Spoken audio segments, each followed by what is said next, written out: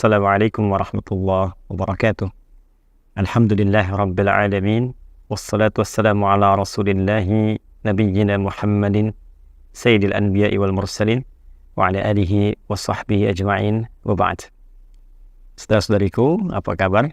Semoga video ini menemui teman-teman semua dalam keadaan sehat, baik, dan dimuliakan serta dimudahkan oleh Allah Subhanahu wa taala dalam menjalani aktivitas harian kita.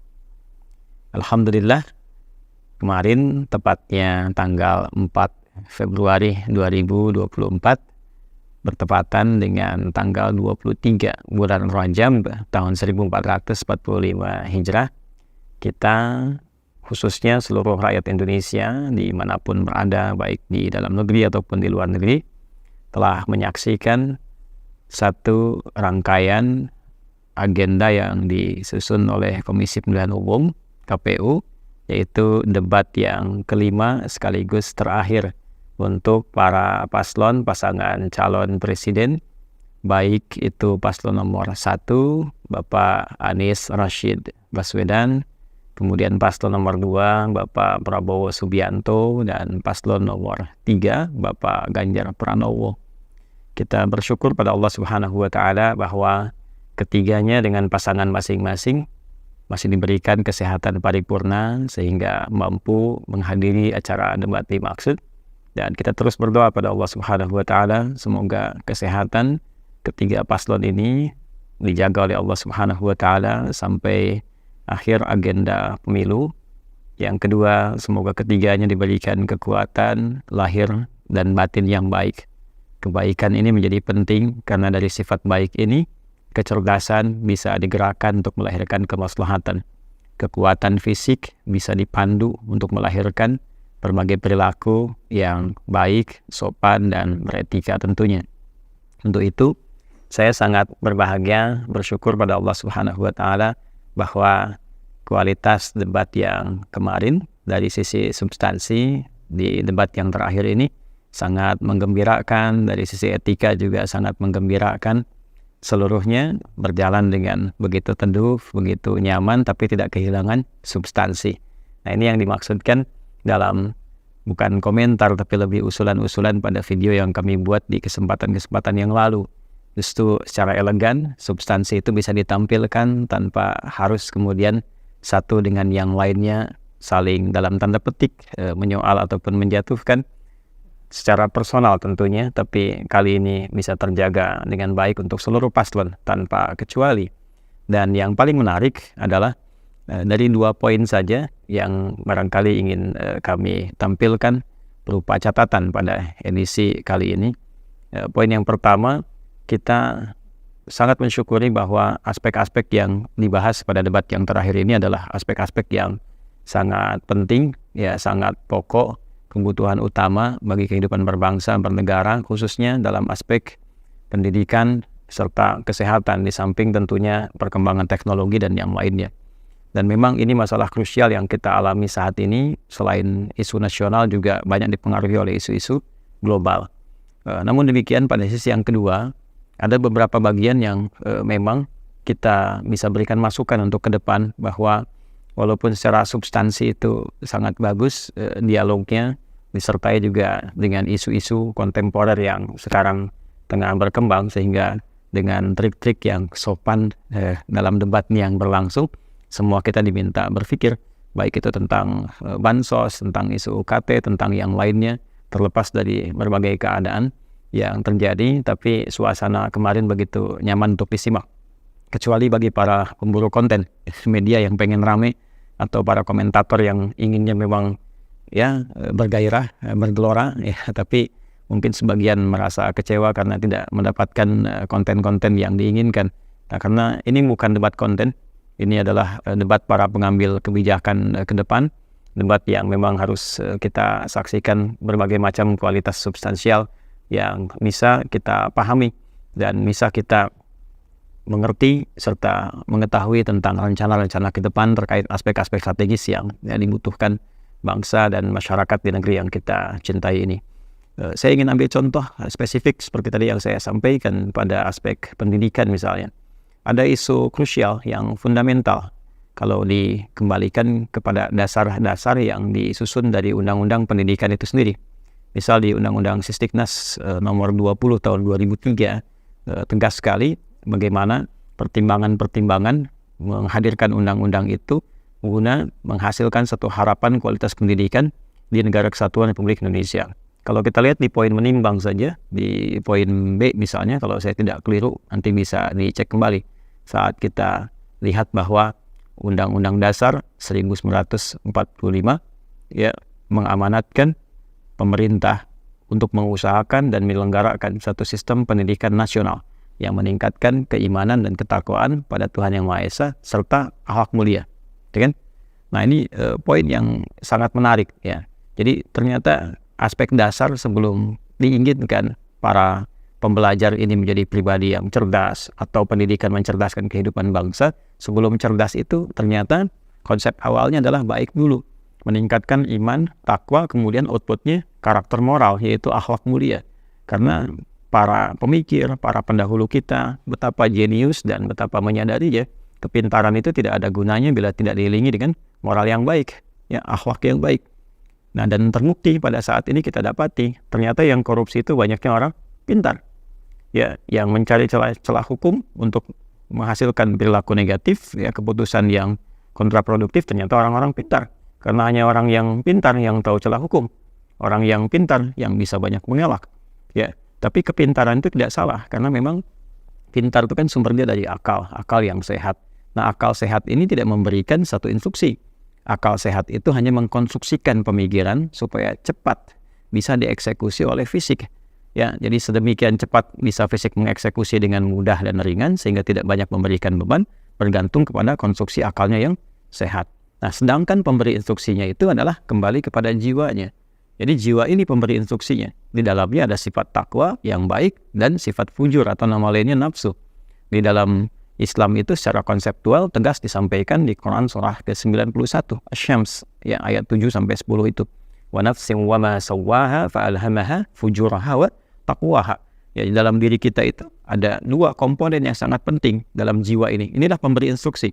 Kalau bukan jiwa takwa, jiwa yang mengakumulasi semua sifat-sifat kebaikan, atau lawannya nafsu yang membawa sifat-sifat yang terlihat buruk atau negatif kan. Nah, dua ini yang memberikan instruksi dalam persaingan yang cukup kuat. Kalau tidak diperintahkan oleh takwanya, takwa disupport oleh malaikat disebutkan 88 kali dalam Al-Quran, kemudian nafsu diprovokasi oleh setan disebutkan sebanyak 88 kali dalam Al-Quran. Nah, jumlah ini seakan memberikan kesan pada kita untuk merenungkan, mengkontemplasikan, memikirkan bahwa semua manusia itu dalam memutuskan satu hal selalu akan berlawanan dalam dua hal ini, berjuang. Apakah dipengaruhi oleh jiwa baiknya, takwanya, atau jiwa buruknya, nafsunya. Nah, orang tua kita saking jeniusnya, sejak masa lalu saat meletakkan dasar undang-undang di bidang pendidikan ini, sudah mengarahkan sistem pendidikan yang mengaktifkan sinyal takwanya dulu untuk dominan. Sehingga dengan sinyal takwa ini muncul, terakumulasilah sifat-sifat kebaikan, kejujuran, kerendah hatian, kesabaran, dan berbagai aspek baik yang lainnya, yang menekan sifat-sifat buruknya, sehingga yang baik ini dominan. Nah, sifat baik ini ketika diakumulasikan, dia menjadi sebuah karakter, namanya karakter moral. Karakter moral inilah yang akan mensupport karakter intelektual, yaitu konstruksi pikiran kita dalam bekerja, lalu diteruskan kepada karakter kinerja melalui fisik kita. Kan mata kinerjanya adalah memandang, melihat, telinga kinerjanya mendengar, lisan kinerjanya bertutur sampai ke ujung kaki. Nah, diperintah apa lisan ini untuk berkata? Lisan ini gak punya kemampuan ya untuk memberikan instruksi. Ya, dia diperintah oleh apanya? Oleh jiwa takwanya yang baik atau nafsunya.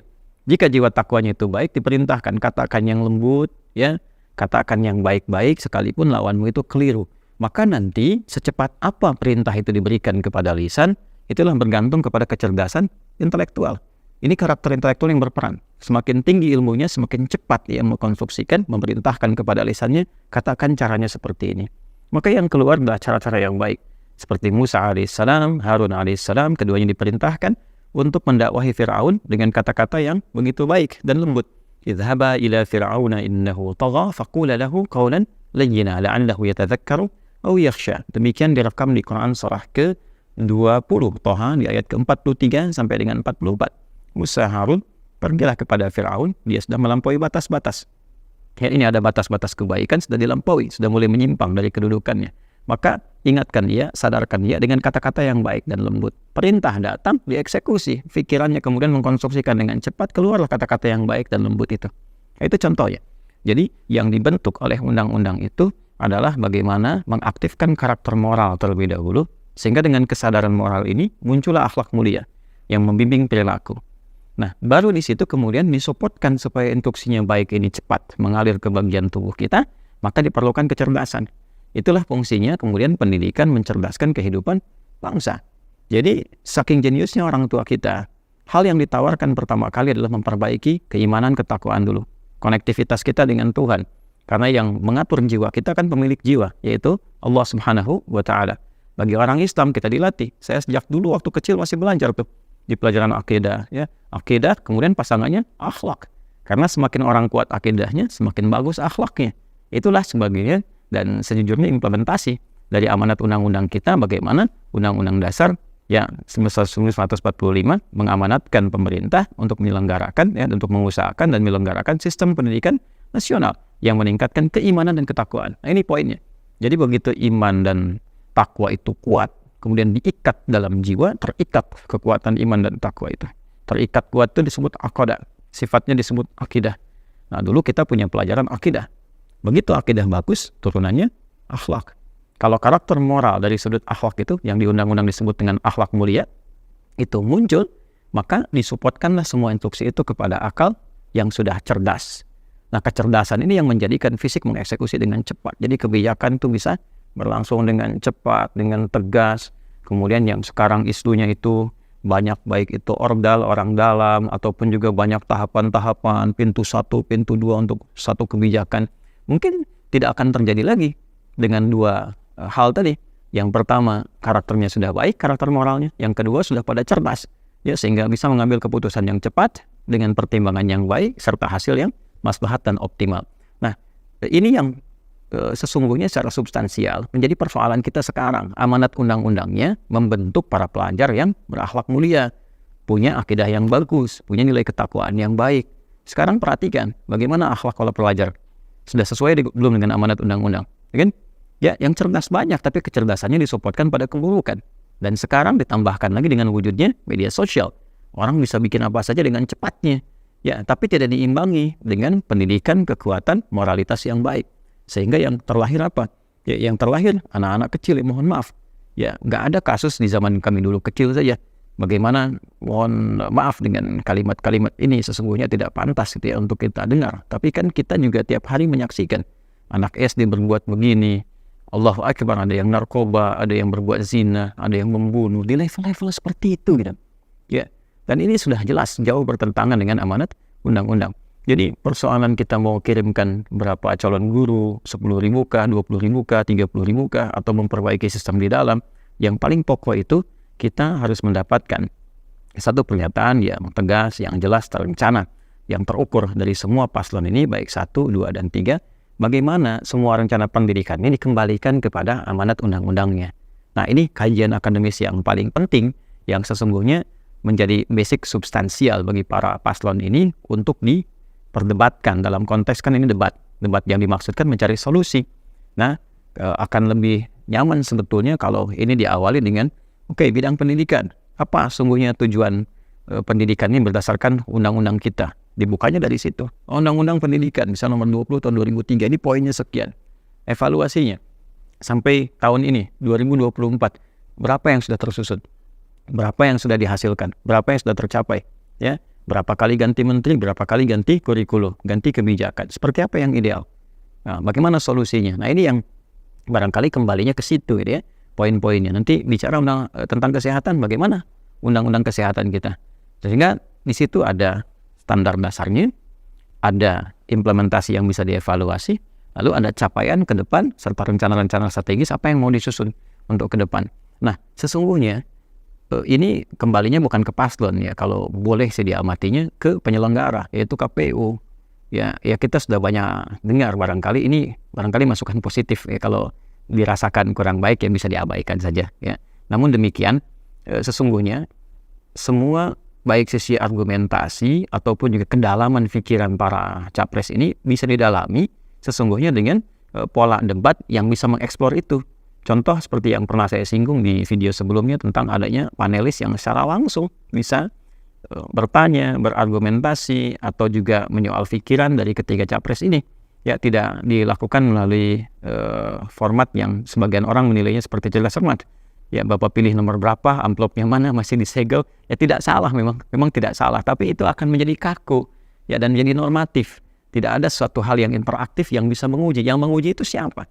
Ya, kan para paslon ini akhirnya tidak ada nilai ujinya, yang ada hanya adu argumen saja, atau mungkin bumbunya sentimen gitu. Kalau bukan paslonnya argumen, ya komentatornya sentimen, kan begitu. Kalau pendukung kan ya bergembira ria saja, apa yang disampaikan dibenarkan, yang salah juga ditutupi, kan seperti itu. Yaitu hal yang lumrah. Ya, tapi kalau sekiranya bisa dikemas seperti era-era yang lalu, seperti pernah saya sampaikan di beberapa video yang sebelumnya, bahwa ada panelis yang langsung bisa menguji pikirannya. Jadi kita itu disuguhi dengan, oh ini kualitas capres kita begini, kan? Oh iya, secara substansi kemampuannya seperti ini. Jadi itu fair sekali, ya. Dan singgungan antar paslonnya menjadi semikian minimalis untuk kita dapatkan. Ya, dengan segala hormat, saya bersyukur pada Allah Subhanahu Wa Taala semua berjalan lancar sampai periode debat yang terakhir ini, dan yang terakhir juga kita sangat bergembira, semua saling berpelukan, berjabat tangan, bahkan juga ada yang meminta maaf, dan yang lainnya juga teduh. Alhamdulillah, semoga Allah Subhanahu Wa Taala sekali lagi memberikan rahmat untuk bangsa ini, negara ini, masyarakat ini. Terlepas kalau satu dua ya masih ada ya demikianlah pola-pola, apakah itu strategi dan yang lainnya itu kembali kepada ya paslon masing-masing. Tapi pada akhirnya kita mendoakan semoga paslon pertama, paslon kedua, paslon ketiga, semua dirahmati oleh Allah Subhanahu Wa Taala sehingga yang terbaik yang memimpin bangsa ini. Kemudian yang kedua, ini paling penting, semoga semuanya dijaga kesehatannya oleh Allah. Ya, saya titip semua tim pengamanannya, ya, semua tim di belakang paslon ini tolong dijaga baik-baik. Ya, paslonnya, ya semoga Allah melindungi, dijaga baik dari makanan, aktivitas kerumunan dan sebagainya, sampai kemudian proses demokrasi yang berlangsung negeri ini telah berakhir dan ditetapkan juga satu presiden dan wakil presiden baru untuk negeri ini.